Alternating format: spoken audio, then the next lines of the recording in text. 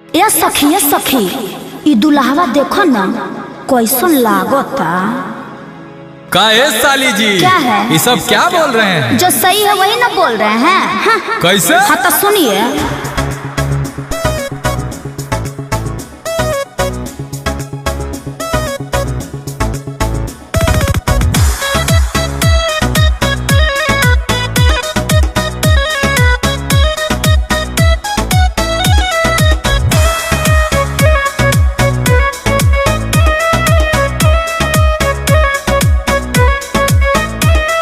माथे मौर नइखे नहीं बर्तन बा क्या फूल है बताइए।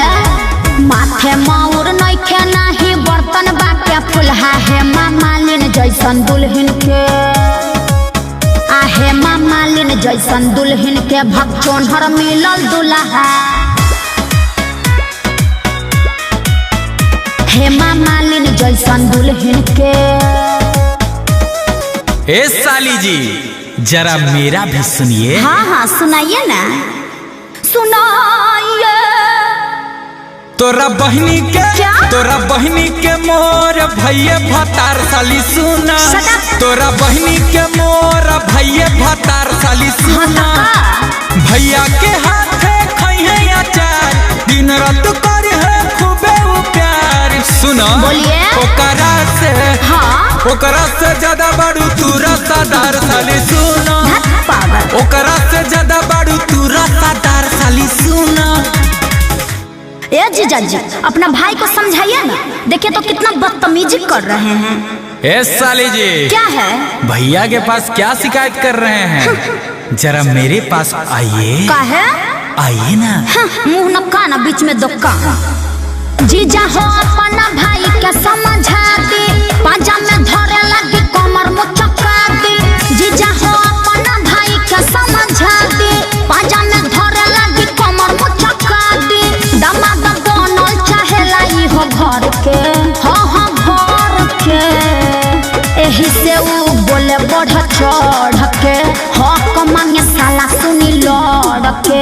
एही से ऊ बोले बढ़ चढ़ के। हक मांगे साला सुनी लड़ के। देखिए जीजा जी संभाल लीजिए अपना भाई को ना तो पिटा जाएंगे। ए साली जी। क्या जी?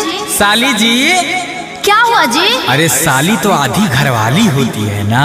अच्छा आइए इधर। चलिए। अरे हटिए इधर से। अरे ये सब क्या कर रहे हैं जी? चलिए हटिए नहीं सटिए। का है? साली जी अरे ओहो हटिए ना। लाज जूता खाने का मन है का? रहरी के 3 गो पाता तीनों का चनार है। रहरी के 3 पाता तीनों का चनार है। नैकी भौजी के 3 गो बहिनी तीनों के तीनों छिनार है। नैकी भौजी के 3 गो बहिनी तीनों के तीनों छिनार है।